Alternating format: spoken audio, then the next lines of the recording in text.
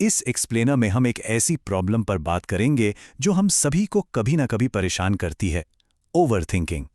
हम बस सोचते रह जाते हैं और काम शुरू ही नहीं हो पाता। क्यों? क्योंकि हमें सब कुछ बिल्कुल परफेक्ट चाहिए होता है।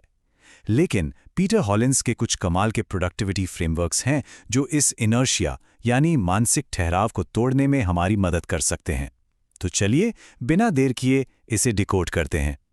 इस चर्चा में हम कुल 6 प्रैक्टिकल सिस्टम्स को समझेंगे। मोटिवेशन के मिथक से लेकर बर्नर लिस्ट और हमारी बॉडी के नेचुरल रिदम्स तक, ये सारा रोड मैप हमें सिर्फ सोचने से निकालकर सीधा एक्शन लेने की तरफ ले जाएगा। शुरुआत करते हैं हमारे पहले और सबसे बड़े रोड ब्लॉक से, मोटिवेशन का मिथक। ये जो परफेक्शन की चाह है ना, ये किसी भी नए काम को शुरू करने से पहले ही खत्म कर देती है।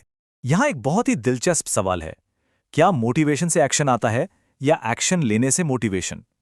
हम में से ज्यादातर लोग बस उस परफेक्ट मूड का इंतजार करते रहते हैं कि जब मोटिवेशन आएगा तब काम शुरू करेंगे, और सच बताऊं, वो परफेक्ट मूड कभी नहीं आता। हमारी सबसे बड़ी गलतफहमी यही है कि पहले अंदर से मोटिवेशन आएगा तब हम काम करेंगे, लेकिन रियलिटी बिल्कुल उल्टी है। एक्शन लेने से ही मोटिवेशन पैदा होता है। अगर हम शुरुआत में ही अपने स्टैंडर्ड्स को थोड़ा गिरा दें, मतलब बिल्कुल एक छोटे बच्चे की तरह जो गिरते पड़ते चलना सीखता है, तो काम आसान हो जाता है। अगर 10 पेज की रिपोर्ट लिखनी है तो सिर्फ एक पैराग्राफ लिखने का टारगेट रखना चाहिए। एक बार पहला कदम उठ गया तो मोमेंटम अपने आप बन जाता है। अब आते हैं दूसरे कॉन्सेप्ट पर, कैलकुलेटेड रिस्क को अपनाना। हमारा जो अंदर का डर होता है ना, वो हमेशा एक कंफर्ट जोन में सेफ रखना चाहता है, लेकिन यही सेफ जोन असली ग्रोथ को पूरी तरह रोक देता है। रिस्क को हमेशा एक खतरे की तरह देखा जाता है, जो कि गलत है। असल में रिस्क लेना सीखने और आगे बढ़ने का एक जरूरी जरिया है। सोचिए, अगर कोई बच्चा साइकिल से गिरने के डर से पेडल ही ना मारे तो क्या वो कभी साइकिल सीख पाएगा? बिल्कुल नहीं। कंफर्ट जोन से बाहर निकलना पड़ता है।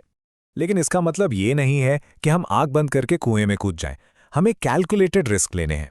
इसके लिए बस 3 सिंपल स्टेप्स हैं: सिचुएशन को एनालाइज करना, उसके फायदे नुकसान समझना, और फिर एक सोच समझकर फैसला लेना। जितने भी सफल लीडर्स या एंटरप्रेन्योर्स हैं, उन्होंने अपना साम्राज्य ऐसे ही बनाया है, हवा में तीर चलाकर नहीं। माइंडसेट की बात हो गई। अब जरा एक्सटर्नल चीजों पर फोकस करते हैं, और यहीं एंट्री होती है डोंट डू लिस्ट की। दिन भर की आधी एनर्जी तो ऐसे डिस्ट्रैक्शंस में चली जाती है जिनका हमें अंदाजा भी नहीं होता। ये यूनिवर्सल डिस्ट्रैक्शंस हम सबको पता हैं।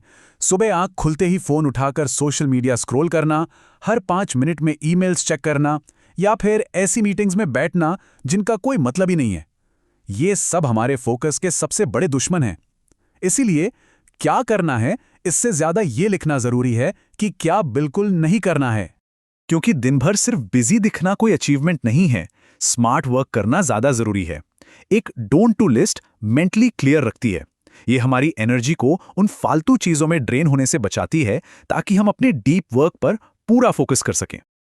अब बढ़ते हैं हमारे चौथे सिस्टम की तरफ, द बर्नर लिस्ट मेथड। आज के टाइम में हम सब एक साथ 10 काम करना चाहते हैं, ये सोचकर कि हम मल्टीटास्किंग के चैंपियन हैं, पर असल में ये सिर्फ एक भ्रम है।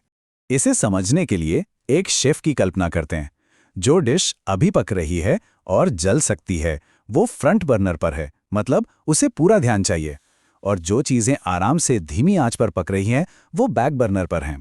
हमारी प्रायोरिटीज भी बिल्कुल ऐसे ही सेट होनी चाहिए। ये तरीका उस मल्टीटास्किंग वाले जाल से बचाता है। जो चीजें अभी जरूरी नहीं हैं, उन्हें बैक बर्नर पर डाल देने से डिसीजन मेकिंग सुपर फास्ट हो जाती है। दिमाग एकदम क्लटर फ्री रहता है और पूरा फोकस सिर्फ उन गोल्स पर होता है जो सच में मायने रखते हैं। आगे बढ़ते हैं सुपर स्ट्रक्चर डिसीजन मॉडल्स पर। यह कॉन्सेप्ट सीधे सीधे डिसीजन फटीग को टारगेट करता है।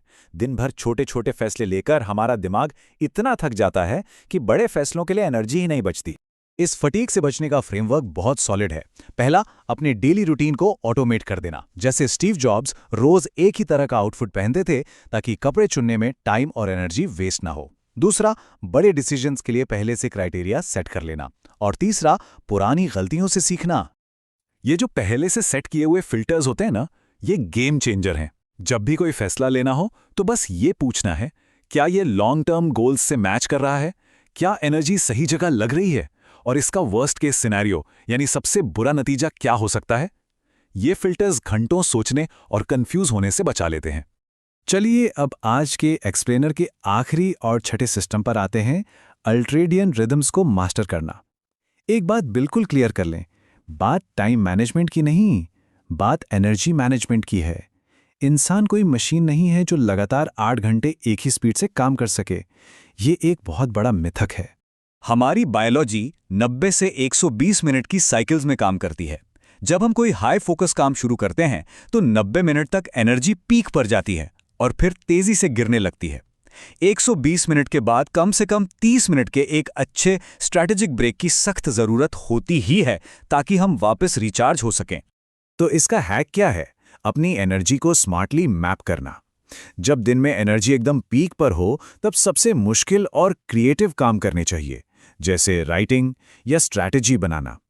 और जब एनर्जी लो फील हो रही हो तब ईमेल्स रिप्लाई कर लें या कोई कैजुअल सी मीटिंग कर लें। अपने इस नेचुरल रिदम के साथ काम करने से बर्नआउट के चांसेस बिल्कुल खत्म हो जाते हैं।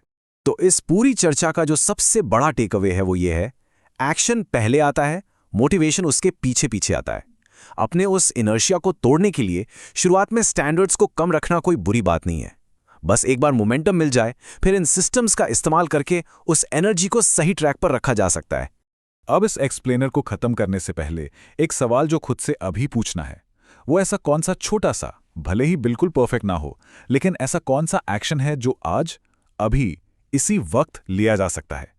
क्योंकि इन सिस्टम्स को सिर्फ सुनना काफी नहीं है, इन्हें अप्लाई करना है। तो चलिए सोचना कम करते हैं और करना शुरू करते हैं।